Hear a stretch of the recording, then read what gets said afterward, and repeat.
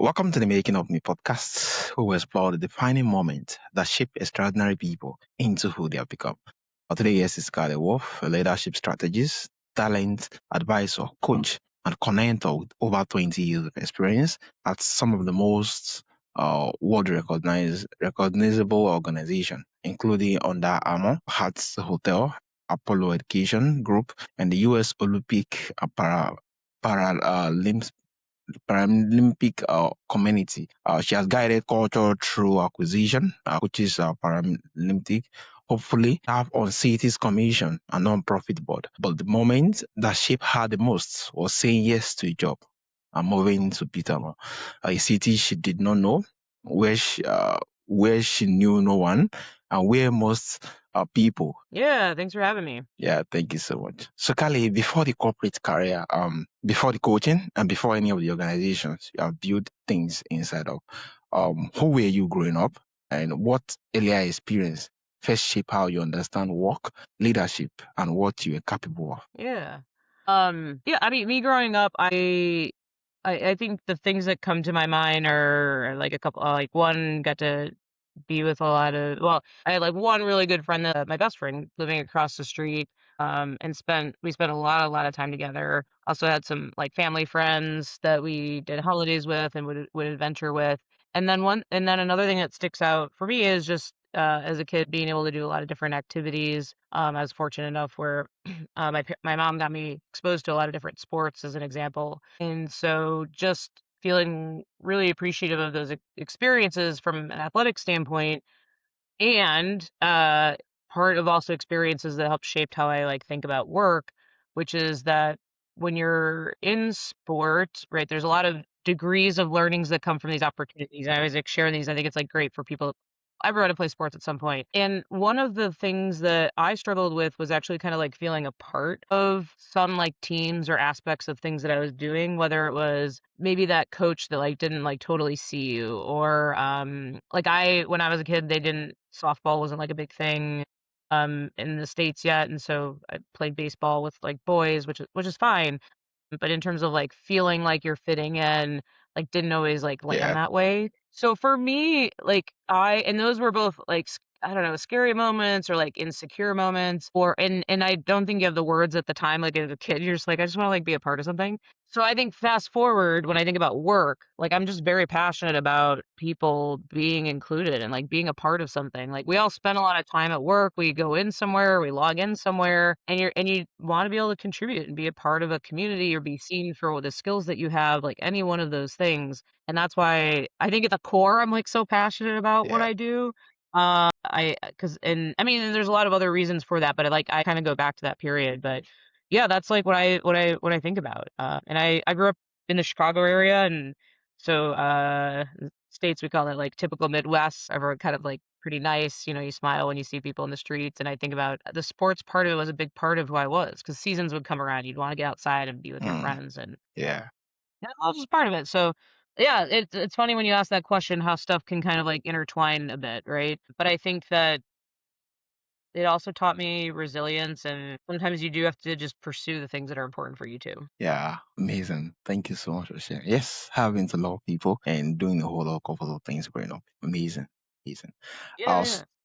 So you describe your path as anything but linear, career pivots, big move, top leadership moment. What is the through the line in all of that moment? The things that had stayed consistent about you, regardless of the title or the organization. Yeah. I mean, I think it's like not too far off from this like childhood story, like getting Yeah. involved in things that may not be a fit. And maybe not, I've felt like my career has been very intentional in that I have wanted to work for places that like I value or can see myself like my values represented in the company in some way, where I could be a part of contributing to the mission. A part of something also includes it's like holistic to your life. Like your work is just one part of it. Your job is one part of your work, meaning like you could have a bad boss, you could have a bad environment. Like all of these things are important. So for me, I think the through line is understanding what is important to me and like what am I aligned to that sits with that importance, because there will be things that you're just like that you're like, ah, like this isn't maybe totally what I thought it would be. So, for example, like, I'll never forget, I used to work when I worked with the United States Olympic and Paralympic Committee, then I moved to a corporate job, and the first few well, probably months of that corporate job, I was like, "What am I doing here?" Like, environmentally. Because I used to work on a campus at the, United States Olympic and Paralympic Training Center. So you, like, walk into a gym where, like, the USA men's gymnastics team is training, or you walk into a gym where USA Wrestling is having, like, a camp where they're working on their national team athletes. And then I moved to Phoenix, and I was in a I think it was, like, a 12-story office building and, like, in an office cube, and I was like, "What is this? Like, what's happening? I'm, like, sitting here all day, I'm not walking around." And I had to remind myself, like, that was a shift, like, I made that shift, like, I wanted to be able to work in a for-profit industry, I wanted to be able to move back to Phoenix, I, liked being education because it provided people opportunities, so that was the trade-off, like, I couldn't walk around campus Yeah. anymore. It took a moment. So I think that's the through line for me is, like, finding what is important and knowing that you just can't have it all, and so it's like, where are you making these trade-offs? And where you're feeling the things that are important aren't aligned, then what's the pursuit of what's next from there? So I think that's always been a part of my career, who I am, and when I think about, like, leading, because there are times in leadership, like, not everything's going to be perfect for the team either. And so how are you navigating that together, not as a whole, but then within the individual, because what is good for you is not good for me, or may not be good for me, and you can't assume those things. So I think it's the continual pursuit of understanding where yourself and other people's values and priorities sit, and where that can play a role in where you're spending your time, how you're balancing where you're spending your energy, how you're balancing your Yeah. energy, and be in pursuit of the things always that matter most to you. Yeah. Amazing. Continuous pursuit of understanding. Yeah. And going all out for things that actually matter to you. Amazing. Thank you for sharing. So you accepted a job from Melbourne to Baltimore, knowing no one. In a city, people around you did not understand. What made you say yes to something that's isolating? And what was it like to actually arrive and realize just how alone you were? Yeah. Well, I've moved for most of my career opportunities, and so I currently live in Baltimore, Maryland, and this is the pivot that you're asking me about. And I was moving from Chicago, which is where I'm originally from, although I'd moved around a bunch before that. And I would say, and this is, I had an opportunity. I wanted to get back into sports, so it's so funny because I was just telling you this story about how, like, I moved into Yeah. corporate. I'm like, that's fine, it's okay. But I missed, like, there's an energy around sport that just is irreplaceable. Yeah. And I was coming out of consulting where I had worked in a lot of different industries. And so what I knew is working in HR, and specifically what I do, like leadership development, company culture, performance, that specific of a job largely is at large companies, or medium to large companies. So that narrows down my options pretty thinly. So that put me in a place where I had an opportunity to work at Under Armour. So Under Armour, global sportswear brand and apparel. So it's not sports specifically, it is sports related. But listen, they sponsor teams. There's athletes on campus. I get to walk around campus again. It was aligned with what I wanted to do at the time, except for the place. Yeah. I'd been to Baltimore once in my life. I met friends for dinner, but it was just totally a foreign space for me. And you asked, like, what did other people say, or what were their thoughts, or that, like, maybe not supportive. I forgot how you put it, but the fact is that Baltimore was on a famous TV show called The Wire. And if anyone has seen The Wire, it doesn't put, like, Baltimore in the best of light. It talks about political corruption, crime, a broken education system, and so and it was very, very popular show. And so a lot of times I tell people I'm moving to Baltimore, they're like, "Have you seen The Wire? Like, are you Yeah. sure?" Well, like, "No, I haven't seen The Wire. I think I'm sure. I think I'm sure, but maybe we'll see." And then I had the friends that were like, "Worst case scenario doesn't work. You can always move back." And then I had the friends that were like, "Yeah, just do it." At the end of the day, it has to be my decision. It's my life. And I Yeah. think where I went was, I'm just gonna jump 2 feet in. It's not just gonna be about the job. It's gonna be about this adventure, and it's gonna be about community. I want to be a part of something. And so I went with, some of that was on a hope and some of it was with intention. And so when you ask me, like, what was it like when I moved here and kind of felt that sense of loneliness or disconnect, it was almost immediate. It sounds so silly, but when you move places, there's a lot that's different. Weather, like your neighborhood, who you hang out with, food, what else that people don't think about, the traffic Yeah. patterns, all this stuff. And so immediately I was like, why is it so hot and humid here? Like, and it was like storming all the time. I was like, I had no idea why did I move here? But also the sense of loneliness of not having the people to hang out with or be with or to have the conversations with, like on that, first week of work, or like, what are you doing this weekend? I'll wrap it all in that to say I was fortunate enough in that time of my life to say, just keep pursuing like what's important to you, which for me is connections in that time, and it still is community. And it was about and it was about the role. Like I wanted to move there for this job opportunity. So remember why I'm there. Yeah. Um, and the rest will come. And sometimes it just takes time. So that began now. I'll turn 8 years in Baltimore this summer, and it's been a tremendous journey, but I think I won't forget that loneliness. There were times it was rough. I remember, yeah, I mean, connection's important. And when you're Yeah. doing something hard, you almost crave more of it because you want safety of something. And I think those were in conflict for me when I first moved out here, probably the first at least Yeah. 6 months. Yeah. Amazing, amazing. And I think it's really lovely, especially when you just make reference of the fact that, yeah, it was hard to go in there, especially without no connection and no one to share his moments with. So, but what guided you is the fact that, yeah, remember why you were there? Oh, is it like, oh, it's interesting too. Like, I think sometimes about like being in a place, and if I've not moved around a lot, would I feel more a part of stuff? Like, I feel very a part of the community here, and there are still weeks or days where I'm like, I don't know, is this me? But I think that in life we're asking ourselves that stuff all the time. It's like place is a part of who we are. But if we're growing and developing, and we're talking about like leadership, and you're evolving as a leader, I think that that's what continues to make us better. Like there's like a something in us that you're like, all right, what else is next for me, or what else doesn't that I think I want to evolve that feels more authentic to who I am. So I think I'm just reflecting with you. I think that's something I'm literally reflecting on in the moment, but also taking away from those times when it is hard, because it's the in between, like that messy middle where you're trying to figure it out, but that's where you get the most growth. And if you can be aware of that, I think that that's a time you can be really Yeah, curious. yeah, amazing. Thank you so much for sharing. So you work with enormous different environments, global hotel brand, athletic apparel, Olympic programs, education, non-profits. What has moving between those worlds taught you about people and about what stays the same regardless of the industries? Good question, because I've also worked in consulting, so I've worked in a lot of brands. I mean, I think that I think some there consistency is, and I'm going to use this in comparison with consulting. I thought here I was moving different companies where I was like, oh, I'm really tied with the mission. We're going to be mission based. But I don't know if I've found a workplace where someone hasn't related their work to the purpose of the company.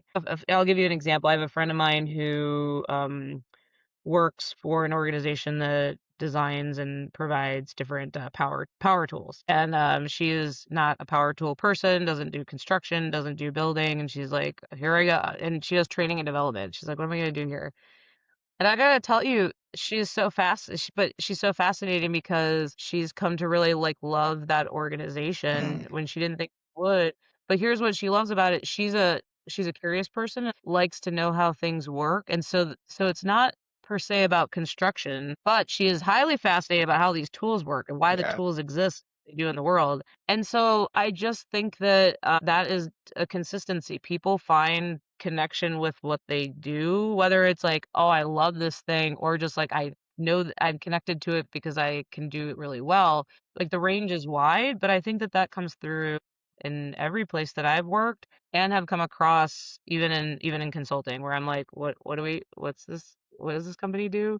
And there are people there that love that or contribute to that. So I think that's a consistency across industries that I've been in and have yeah, seen. amazing, amazing. When people get kind of love what they do and they love the missions at the end of the day, yeah, they tend to become happy. Their goals and aspiration becomes aligned. Yeah, amazing. So you have guided organizations through acquisition, large scale change, and culture integration. What have those high stake moments revealed to you about what leaders actually do wrong when everything is in flux? Yeah. I think that, earlier we talked about understanding self and understanding others when leading. And I think when leading change, there's a threat that there like a literal physical mental threat that we all feel.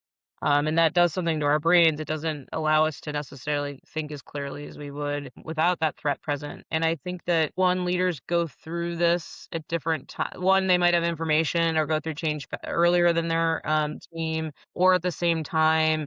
And either way, it's about understanding self to be able to help others in that. So, for example, if I'm leading, maybe there's a change coming into the team that I know about that they don't know about. I've had time to process before they did. And so when then they arrived to the change, I need to have understand patience. Like they're in the place that I was in a month ago. And what you and I talked about earlier, which is what does Sally need versus Johnny? Like they're not going to be the same things. And how do I ensure that I'm spending time to address those individual components? The other part is that sometimes everyone's going through change at the same time, and that can be difficult because as a leader, sometimes we orient to wanting to be able to have some time before to process or to prepare or to plan. And so that's where it can feel messy or difficult. But I think at this juncture in the world, it's okay to be vulnerable and say you don't have all the answers, that you're going through it as well. But I think these are the things that leaders struggle with. And back to the identity of who you are and how you want to show up, I think spending some time ahead of changes or in change to say, how am I showing up? What do I want to do differently? Or how do I want to grow through this? I think that that's okay too. So in other words, I think don't be too hard on ourselves. Number Yeah. one. Number two, understand like where you're at and where your team is at. And number three, like address those specific needs of the folks at that time. And I think that can go a long, long. Yeah, amazing. Understand yourself, understand the others. Don't be too hard of yourself. And yeah, address those things one at a time. Yeah, Yeah. amazing. Amazing. Also, looking back at the woman who packed up and moved to the city where nobody's knew her name, what were you most grateful for about that leap because of the strategies, the connector, and the leaders that's made it? I think I'm most grateful, like in general, as I think about it, like the people I've had in my life, like the grace that has been extended to me in all my chapters, journeys, learnings, and the communities that I've been welcomed in or been built around me or built in. Like I have a lot of gratitude for those things, and that plays into my personal life and in my leadership journey. I think those are, and I think I'm also most grateful for those because those are the things that have taken time. This is stuff like when you're like, what's so difficult is because some stuff just takes time and you want it now. And when you don't have it now, you're like, when will it happen? So when you feel like there's a calm or a confidence, I'm like, okay, I'm like so grateful for that because I know what went into getting here. Yeah, amazing. Amazing. Calm, confident. Yeah, being grateful for everything. So let's dive a bit into some of the work you did. So you have two signature framework, the three C's pivots and the three essentials.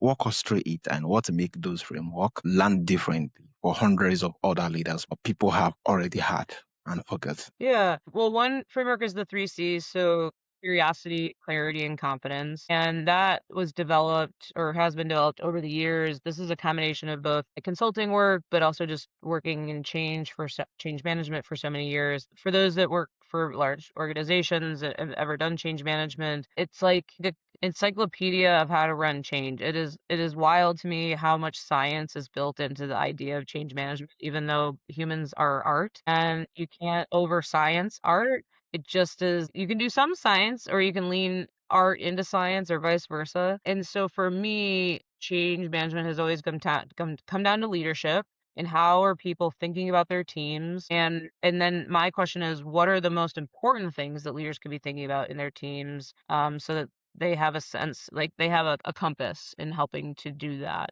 Both curiosity, confidence, and clarity. So three C's, which I'll get into in a second. And then the three essentials, which is the information, support, encouragement, all come down to still this like human nature of change, transition, who we are can be complicated. Information, support, and encouragement, I would say, is like a good one for organizations and leading change. It gives you anchors there. Curiosity, clarity, and confidence, maybe being the more individual model. So, like, as a self, like, how am I thinking about who I am? What's missing? What do I want to go seek in resolving those things? So, for example, I use the three C's a lot in career work or in and leadership type of work.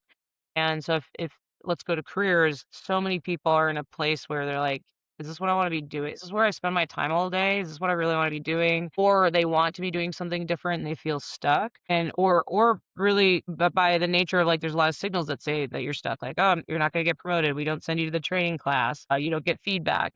And so, how are you being curious about what is important for you? Curious about what's possible for you?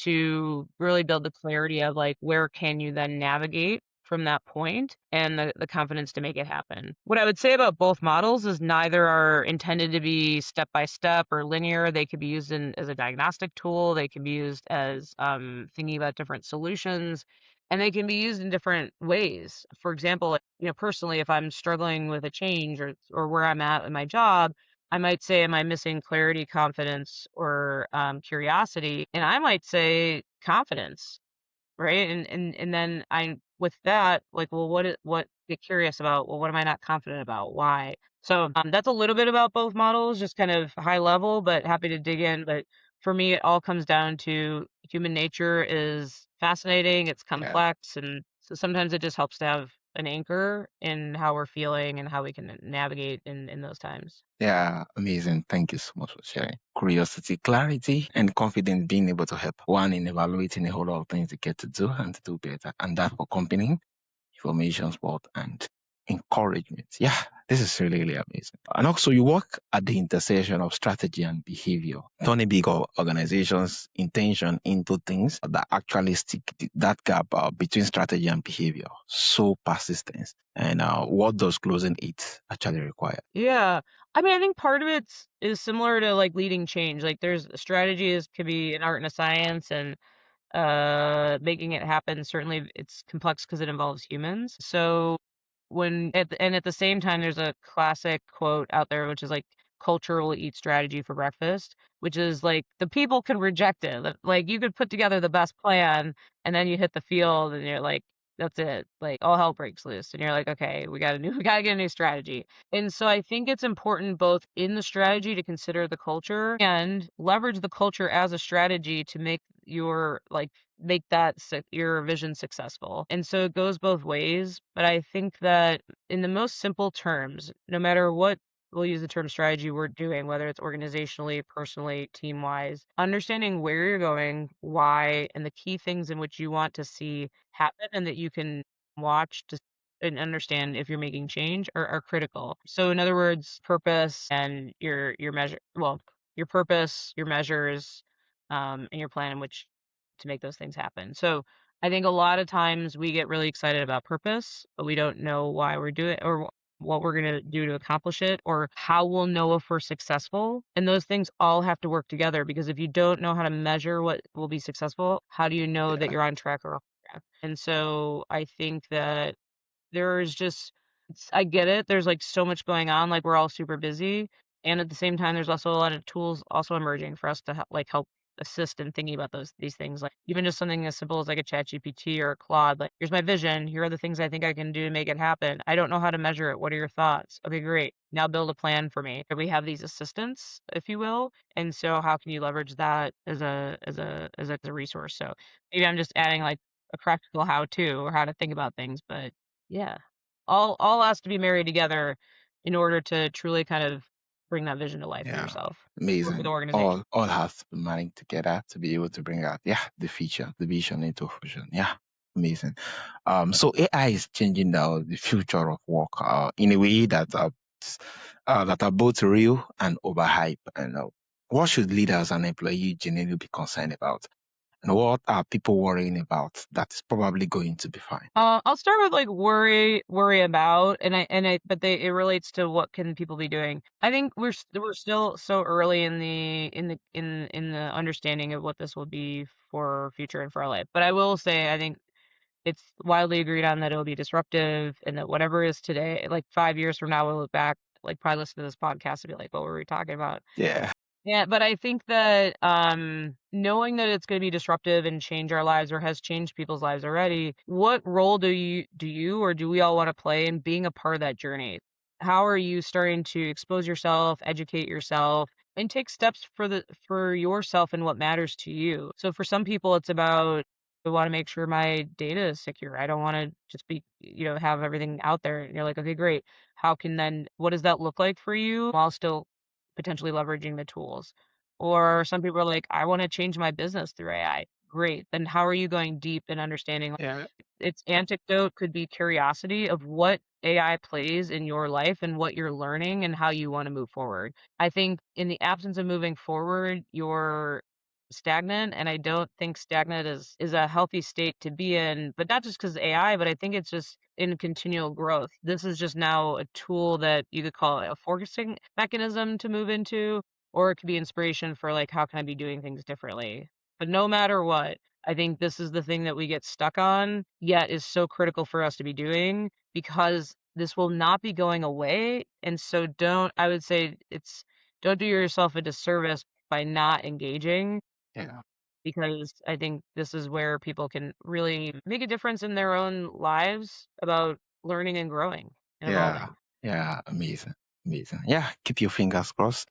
Learn everything, being that, yeah, there's a whole lot of opportunity in what we're still doing. It's just like a scratch it. Yeah, this has really been amazing. So lastly, Carlee, what legacy do you hope your work leave, especially for the people who are trying to build influence and credibility in organization where they are not yet inside the inner cycles? I'm wondering whether there's really path forward. I mean, what I hope to leave behind is like some of the stuff we've been talking about. Like, I think we all can identify in some time in our life where we don't feel totally aligned or a part of Yeah. something. And so, at a minimum, I want people to know they're not alone, even in what is perception of success, like quote unquote. Um, it's life is tough and it's exciting and Yeah. it's everything, and that relates to work. But if I could leave behind one, just as like one person that's like, okay, like I'm not alone. I can like I'll keep at my passion, what I'm trying to do. But and like big picture, if I think about the work I do in companies or in my community, I'm at the point in my life where can I be a part of some sort of like system level type change? And by that I just mean impacting mm, probably thousands of people in being able to be a part of something. And I think right now for me, that is AI at work. I don't want people left behind. I want people to continue to have the skills, accessibility to not just do their jobs of today, but the jobs of tomorrow and jobs for whatever their career time span is. And in a world where, especially if that's driven from technology, accessibility is a really easy while everyone's like, "Oh, it's accessible everywhere." It's not accessible to the same quality, to the same expense, to the same application, and these are the things that I hope to be continuing to make an impact on, and particularly at my job and in my community here in Baltimore. So, yeah, keeping having ultimately people feel like they're thriving, they're part of something, and that they have the access that they need to do their jobs. Yeah. Amazing. Thank you so much, Carlee. So, Callie, from my audience, I would love to reach out to you, to connect with you, either for consultant coaching or to consume some of your content and follow you on the various media. How can they reach out and where's the best platform? Yeah, there's two key ways people can reach out to me. One would be LinkedIn, and I do reply to messages and happy to connect. Also online at aceandarrowconsulting.com. Yeah, aceandarrow.com. Yeah. Amazing. It's really, really a pleasure having you on the show, Carlee. Thank you for sharing such energizing, honest, and genuine useful conversation. Your journey reminds us that the move that scales the most, the ones where we know no one, where nobody quite understand what we are doing or why, are often the ones that build the most important part of who we have become. From Bitamon to Paralympic pole to boardrooms and city commission, your story is proof that the most powerful kind of growth happen when you choose the unfamiliar and figure it out anyway. Yeah, that's really be a pleasure and honor having you on the show. Yeah. Thank you so much. I really appreciate it.